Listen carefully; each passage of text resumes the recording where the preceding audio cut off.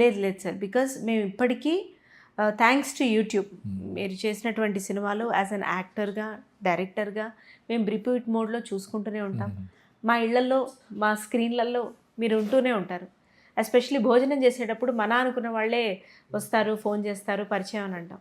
అలా మనలో మీలాంటి వాళ్ళందరూ మాకు ఎప్పుడూ ఉన్నారు కాబట్టి మీరు మళ్ళీ డైరెక్టర్గా ఇంకా మంచి మంచి సినిమాలు చేయాలనే కోరుకుంటాను నేనైతే. దానివల్ల సార్ ఎంతోమంది ఆర్టిస్టులు వస్తారు సార్ బయటికి. Because you know what is acting. మీకు తెలుసు వీడు చేయగలుగుతాడని తెలుసు, వీడు చేయలేదని తెలుసు, వీళ్ళు ఈ పాత్రకు సరిపోతారని తెలుసు. సో ఎంతోమంది ఆర్టిస్టులకి ఆ దాహార్తి తీర్చిన వారు అవుతారు మీరు. సో ఖచ్చితంగా మీరు చేయాలని అనుకుంటున్నాను. ఇందాక మీరు రాసుకోవడం అనేది ఒకటి అన్నారు సార్. సో నాకు అనిపిస్తుంది అంత పేషెన్స్ ఎలా ఉంటుందిరా రాయటానికి. ఒక స్క్రిప్ట్ రాయాలంటే, ఒక సీన్ రాయాలంటే, లేదా ఒక పేజ్ ఏదైనా రాయాలంటేనే ఓ చిన్నపాటి బద్ధకం, ఐడియా రాకపోవటం ఏదో ఉంటుంది కదా.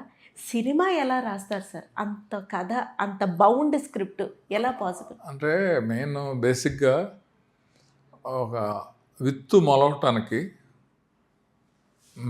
నేచర్ ఎలా సపోర్ట్ చేస్తో మనకు ఒక ఐడియా రావటానికి దేవుడు సపోర్ట్ చేస్తాడని అనుకుంటాను. ఎందుకంటే ఏది మన గొప్పతనం కాదు.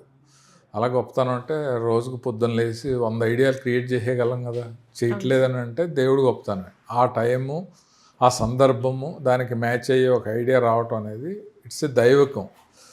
దాని తర్వాత అంతా గాడ్ డిజైన్ ఎప్పుడు గాడే చూసుకుంటాడు. అంతే కదా. ఆ మొక్క పెరగటం, పెద్దదవటం, వర్షాకాలం నీళ్ళు, కాయలు, పళ్ళు అనేది ఎలా ఉంటుందో మనకు వచ్చిన ఐడియాని మనం ఫైనల్ స్టేజ్ దాకా తీసుకురావటానికి మనం సిన్సియర్ ఎఫర్ట్ పెడితే డెఫినెట్గా గాడ్ విల్ సపోర్ట్ అని నా ఫీలింగ్. అది నాకు ఇప్పటికీ ఆశ్చర్యం. ఎనీ టైము క్లోజ్ చేసేయచ్చు కదా. దాసనారాయణ గారు పుట్టినరోజు కేక్తో కట్ చేసేయచ్చు కదా. కేక్ తర్వాత ఆయన కిందకి రావటం ఏంటి, కిందకు వచ్చి విశేషించి వెళ్ళిపోవచ్చు కదా. వెళ్ళిపోయాక మళ్ళీ ఆయన జ్ఞాపకాలు రావటం ఏంటి, జ్ఞాపకాలు వచ్చాక ఆయన ఫీల్ అవటం ఏంటి, ఫీల్ అయ్యి వెళ్ళిపోతే ఆయన వెళ్ళిపోయాడు అనేది అక్కడ ఫినిషింగ్ కాదు. ఆయనది ఒక శిలా విగ్రహం, ఆయన జననం మరణం అని పెడితే ఒక ఫినిష్ ఉంటుంది అని చెప్పేసి అలాగా స్టెప్ బై స్టెప్ రావటం అనేది నాకే నా మీద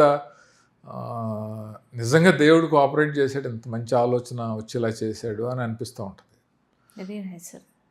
ఒక డైరెక్టర్కి, ఆర్టిస్ట్కి సినిమాకి సంబంధించి స్విచ్ ఆన్ స్విచ్ ఆఫ్ చాలా ఇంపార్టెంట్ సార్.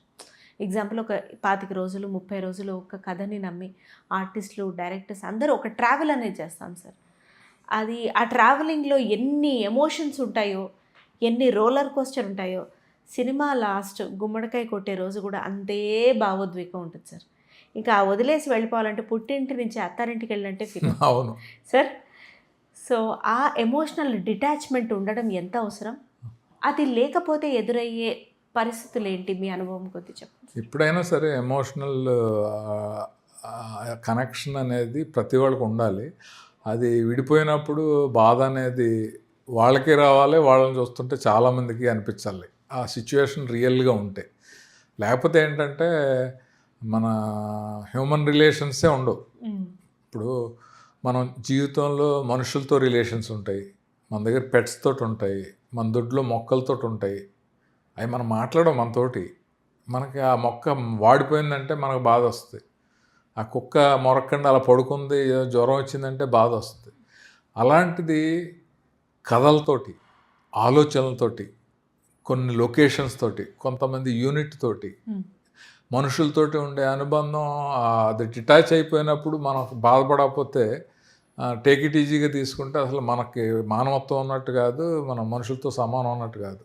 అంటే దాన్ని ఏమంటారంటే కమర్షియల్ యాంగిల్లో బిహేవ్ చేసినట్టు, ప్లాస్టిక్ మెంటాలిటీ. దాంట్లో ఎమోషన్స్ ఏముండవు, ఫ్రిడ్జ్లో ఐస్ ముక్కలాగా ఉంటుంది. సో అందువల్ల అది ప్రతి మనిషికి అవసరం. నాకు తెలిసి 90% ఉంటాయి. ఎందుకంటే అందరూ హ్యూమానిటీ అనేది లేకుండా ఎవరు ఉండరు. సిచ్యువేషన్ బట్టి వాళ్ళ మైండ్లోంచి బయటకు వస్తూ ఉంటుంది. అవును సార్. సార్ మీ ఫేవరెట్ యాక్టర్, అంటే క్లిష్టమైన క్వశ్చన్ ఎవరినో చూస్ చేసుకోమంటే, బట్ మీ ఫేవరెట్ యాక్టర్ అంటే ఒక కంప్లీట్ యాక్టర్ అని మీరు ఫీల్ అయ్యేది ఎవరు సార్ ఆన్ స్క్రీన్? యాక్చువల్గా సినిమా ఫీల్డ్కి రాక్రితం కానీ సినిమా ఫీల్డ్కి వచ్చాక కానీ నా ఫేవరెట్ యాక్టర్ ఎన్టీ రామారావు. ఇప్పుడు ఇక్కడికి వచ్చిన తర్వాత ఇండస్ట్రీలో ఉన్న వాళ్ళకి ఇప్పుడు ఎవరు ఫేవరెట్ యాక్టర్స్ ఉండరు. ఎందుకంటే అందరూ వాళ్ళు చేసే సినిమాల్లో ఏది బాగుంది, ఏది బాగోలేదు, వాళ్ళ పర్సనల్ బిహేవియర్ ఏది బాగుంది, ఎవరితో బాగుంటారు, ఇవన్నీ కనెక్ట్ అవుతాయి. కాబట్టి నెంబర్ ఆఫ్ పర్సన్స్ ఉంటారు. ఎస్. ఇప్పుడు మనం పనిచేసినప్పుడు పర్ఫార్మెన్స్ భలే చేశారు, క్యారెక్టర్ హీరో భలే చేశాడు అని అనిపిస్తూ ఉంటుంది. తర్వాత వాళ్ళ పర్సనల్ బిహేవియర్ తెలుస్తూ ఉంటుంది. సో అందువల్ల ఒక్కళ్ళనే అనేది ప్రజెంట్ ఇండస్ట్రీలో ఉన్న వాళ్ళు ఎవరికీ ఉండదు. అది బయట వాళ్ళకి ఉండొచ్చు. ఇప్పుడు బయట వాళ్ళకి మీ ఫేవరెట్ యాక్టర్ ఎవరు, అభిమాని ఎవరంటే వాళ్ళు చెప్పేయచ్చు. కానీ అవును సార్. మనం చెప్పలేక కాదు, మనకు ఉండదు అంటున్నాను. అవును సార్. ఒక్కొక్క సినిమాలో ఒక్కొక్కరితో కనెక్ట్ అవుతూ ఉంటాం. అవును సార్. నీకు ఎంతోమంది డైరెక్టర్స్, యాక్టర్స్ తెలుసు. ఆ టీజర్ చూడగానే నీకు ఓ ఫీలింగ్, అదే ఏవి చూడగానే నీకు ఓ ఫీలింగ్ వచ్చింది కదా. అవును సార్. అలా ప్రతి హీరోకి ఓ సినిమా ఉంటుంది. డెఫినెట్గా పెద్ద హిట్ అయిన సినిమా కాన్సెప్ట్, అతని పర్ఫార్మెన్స్ అది చూడగానే మనకు అనిపిస్తుంది. కాబట్టి ఆల్ టైమ్ ఫేవరెట్ యాక్టర్ అంటే ఎన్టీ రామారావు. Wonderful sir. ఒక డెబ్యూటెంట్ డైరెక్టర్ సేఫ్ ఆప్షన్ ఏదంటారు సార్? మీలాగా సినిమా మొత్తం ప్రతి ఫ్రేమ్లో ఎక్కడ చూసినా ఒక యాక్టర్స్ ఉండి అంతమంది ఆర్టిస్టులతోటి కలిసి చేయగలగడమా, లేదు సేఫ్ గేమ్ ఆడుతూ ఒక 5, 6, 7, 10 మంది మెయిన్ ఆర్టిస్టులు ఉండి ఒక ట్రావెలింగ్ స్టోరీయో లేకపోతే ఒక ఇద్దరిళ్ల మధ్య జరిగే కథనో అట్లా ఒక debut director safe game play చేయాలంటే ఏది అని అంటారు మీరు? అంటే కంటెంట్ ఇన్నోవేటివ్గా ఆలోచిస్తే దాంట్లో ఒక బంచ్ ఆఫ్ ఆర్టిస్టులు ఉన్నారా, లేకపోతే సింగిల్ ఆర్టిస్ట్ ఉన్నాడా అనేది ఎవరు చూడరు.